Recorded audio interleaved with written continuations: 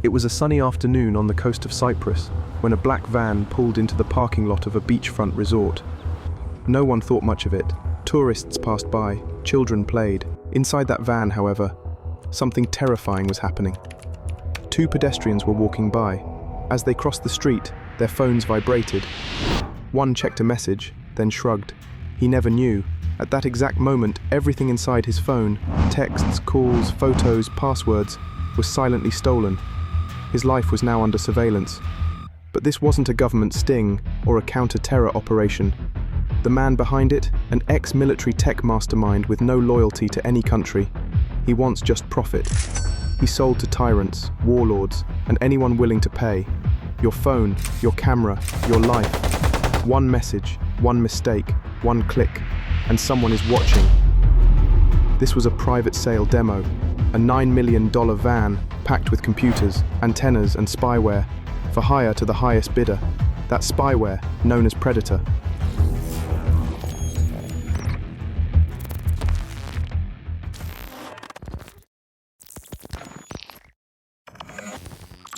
From that world of secrets came a man named Tal Dilian. He once served in the shadows of Israel's most elite cyber division, Unit 81, a military outfit so secretive that even within Israel, most citizens have never heard of it. Their mission? Build the future of espionage. Listening devices disguised as rocks, malware that moves silently between phones, and surveillance tools undetectable even to the device's owner. Tal wasn't just another soldier. He was an architect of surveillance, a builder of tools governments would one day use to crush enemies and, more often, to control their own people. After his military service, he stepped into the private sector with a powerful weapon: knowledge. His first company, Circles, didn't make headlines at first. It quietly exploited a vulnerability in the very fabric of global mobile networks, SS7. This flaw let operators trace phones, intercept calls, and steal texts with little more than a phone number. It became a goldmine for intelligence agencies and authoritarian regimes. But Circles wasn't built to last. It was too valuable. It caught the attention of the NSO group, the makers of Pegasus, the most feared spyware on Earth. They bought Circles for $140 million. Tal cashed out, then disappeared, but not for long.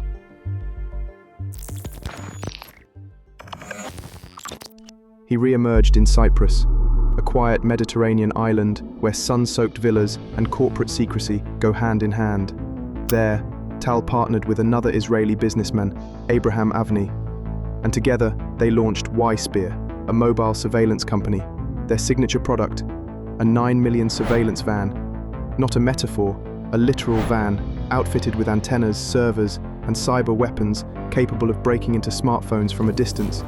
It looked like something out of a spy movie, but it was real. Too real. We send two people out of the van.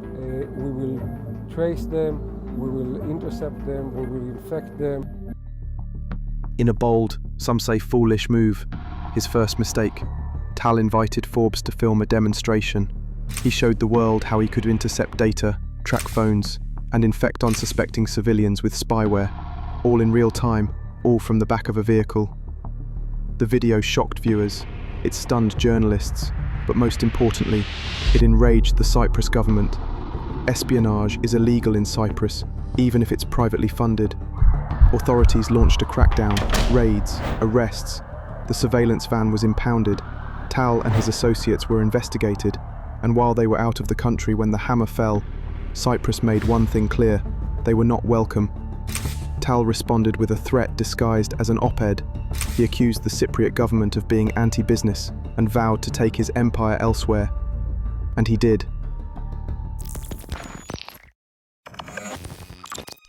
He relocated everything: staff, operations, infrastructure, across the sea to Greece.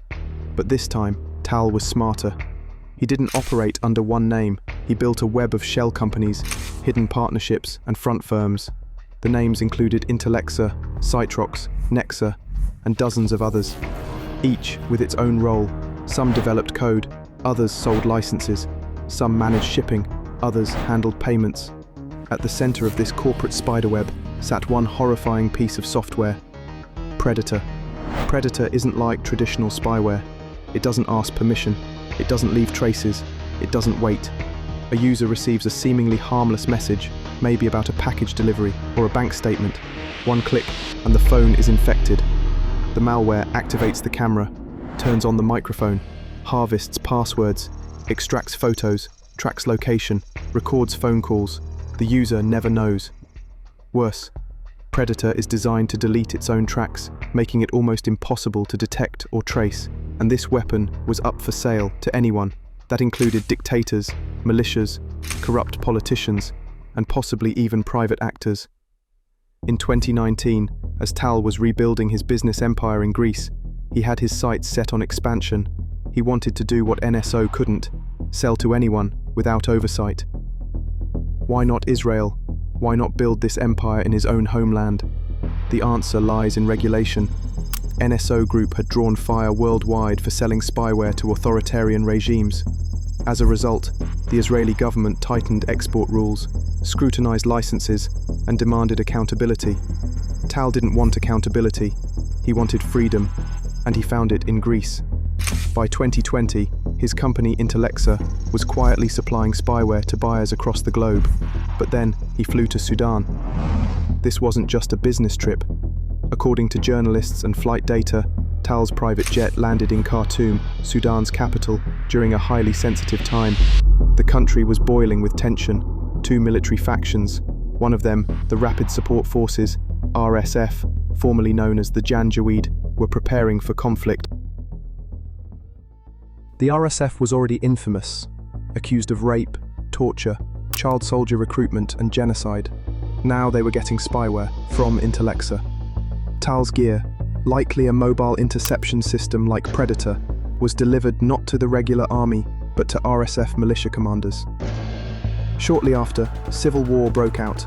Entire regions were blacked out, journalists went missing, protesters were arrested without warning, all while RSF roamed the streets armed not just with weapons, but with the ability to track phones, spy on leaders, and dismantle resistance from the inside.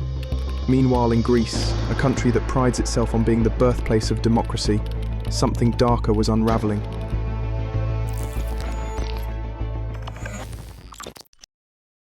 A well-known Greek journalist, Thanasis Koukakis, started noticing odd behavior on his phone. Delays, freezes, strange messages. He contacted Citizen Lab, a Canadian research group specializing in digital threats. Their discovery? His phone had been infected by Predator. This triggered an avalanche of investigations. The spyware was traced to a server infrastructure located inside Greece. And it wasn't just Thanasis. A list began to form.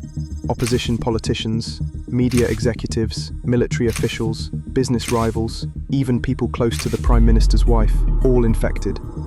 The Greek government's response? First, denial, then partial admissions. Yes, some wiretaps occurred, but not with Predator, and it was for national security.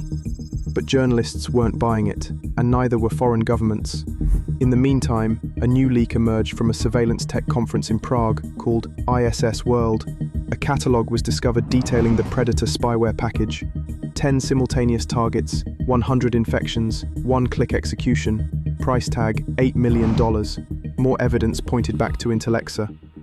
Meta, the parent company of Facebook, joined forces with Citizen Lab to unmask the corporate web behind it.